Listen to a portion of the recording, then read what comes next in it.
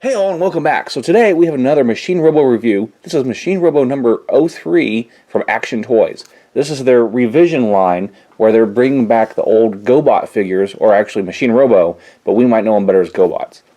This is Eagle Robo, and the name he was titled in the US was actually Leader 1. He was one of the main characters. And to start off with, if you've seen my other review of Rod Drill, that one I compared to being a sort of classics figure.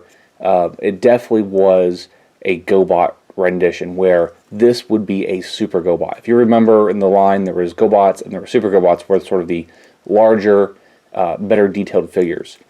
This one is so much more of a figure, which explains why it was a little bit more expensive for the price point. It has quite a bit of die-cast. Let's talk about articulation first. So we've got head on a ball joint. It's got a neck that's also a ball joint down at the base. We've got shoulder rotation, bicep swivel, double jointed elbow. Now the elbow might seem weird at first, but it is part of the transformation, and you can kind of get in a position that works. You've got the hand on the ball joint,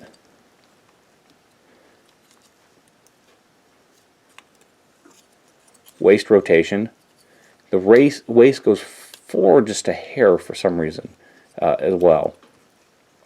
And then hip movement, thigh rotation, double jointed knees, which is also part of the transformation. You can see here that there is this section here that's attached to the body, or the fuselage, and then up here at the knee.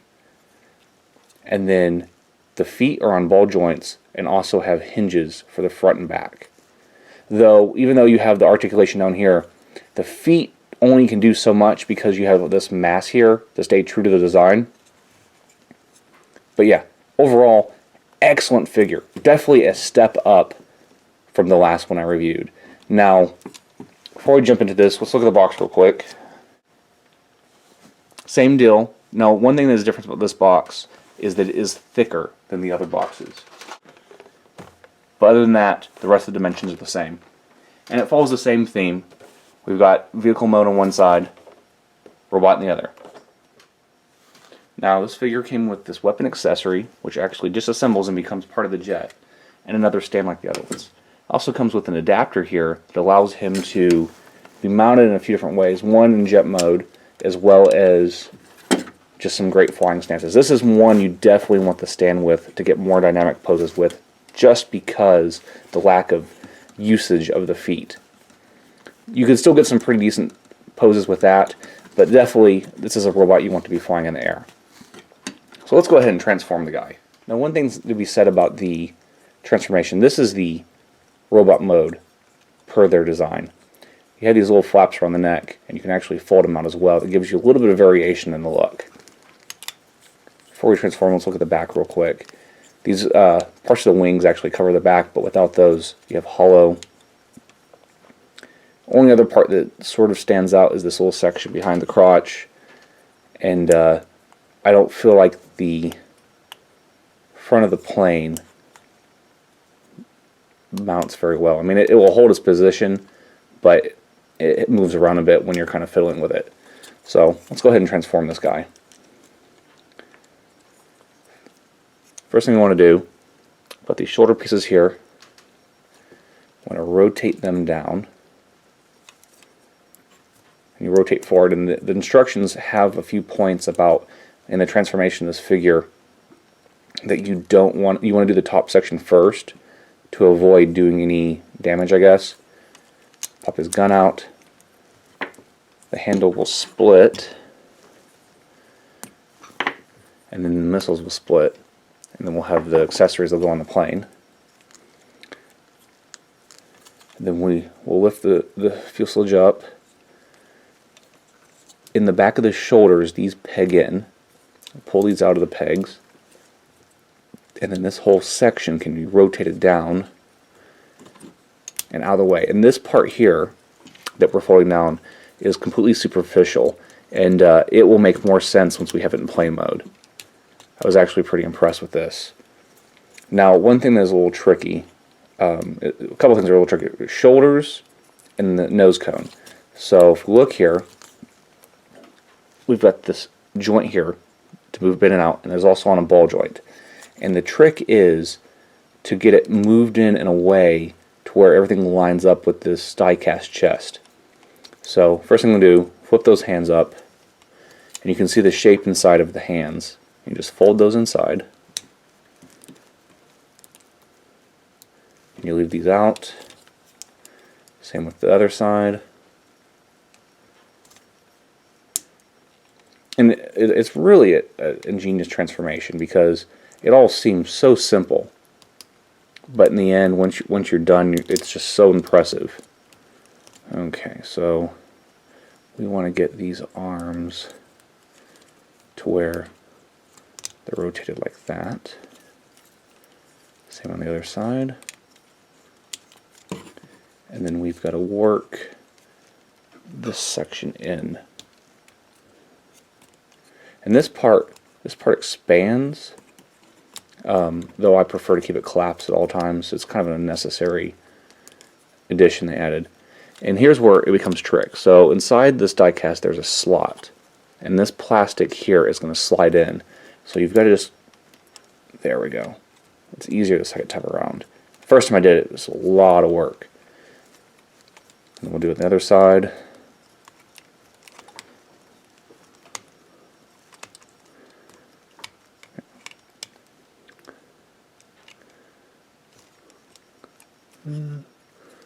This side's still going to be a little tricky.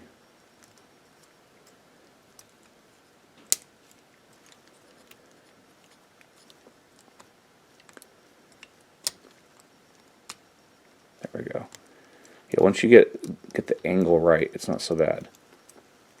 And in the instructions, it actually tells you to have this part done first, but I find that they constantly get knocked out of the way as you do it.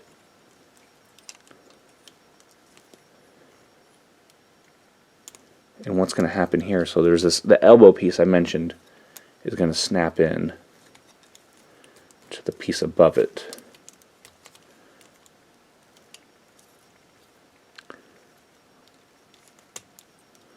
And then you can fold this down and you lift this and it will peg in to the top part.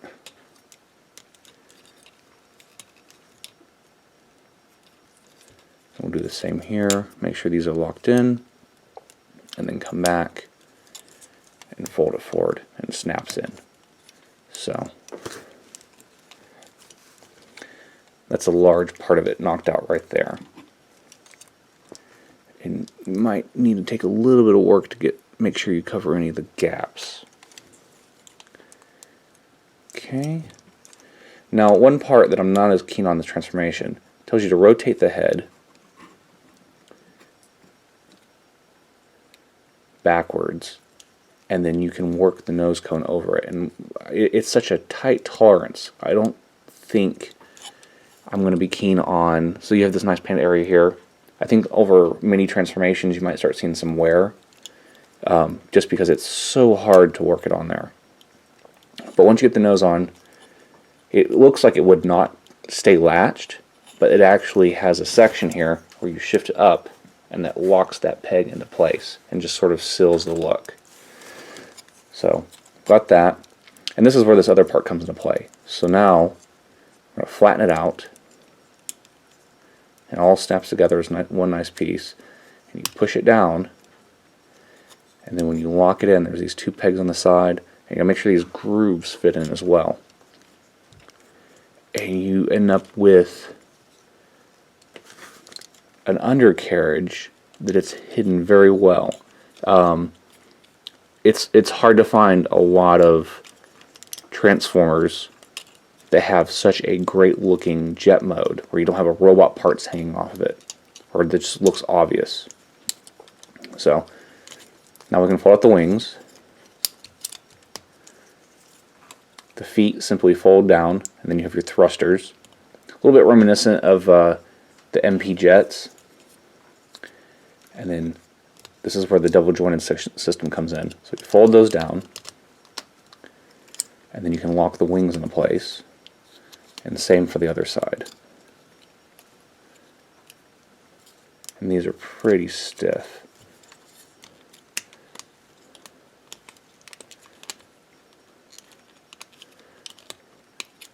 And I thought it would have been easier to do it all at the same time, but I find doing one at a time was a little bit better. There, and then it all snaps together. We have a nice looking jet mode. Now it might seem a little bland, but this is an F-15 Eagle, and this is what it looked like.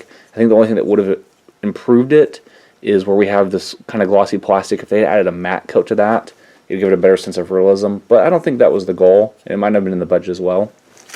And let's look at this bottom side of the jet. There's little evidence of the robot mode. I mean, you have the hip section here at the waist. That's it. I mean, it really doesn't stand out with robot parts. They did a really excellent job on this. And then with the stand,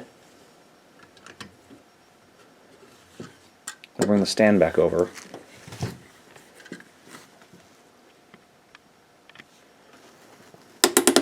Turn that up. Now there's still one more step to go.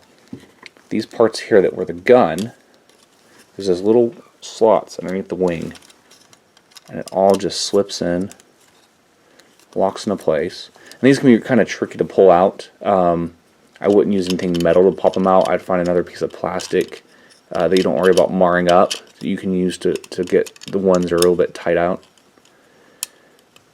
Now this is probably the one that's harder to get out. So that adds there, and these missiles just snap on.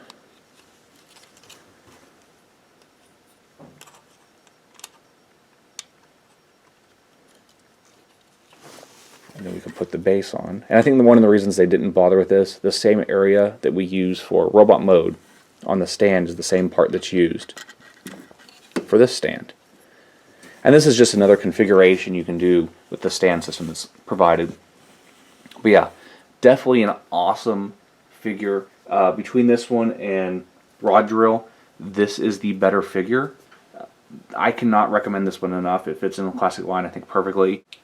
Stay tuned, we have another one to review and a comparison video coming up. So make sure you like and subscribe, and we'll see you all next time.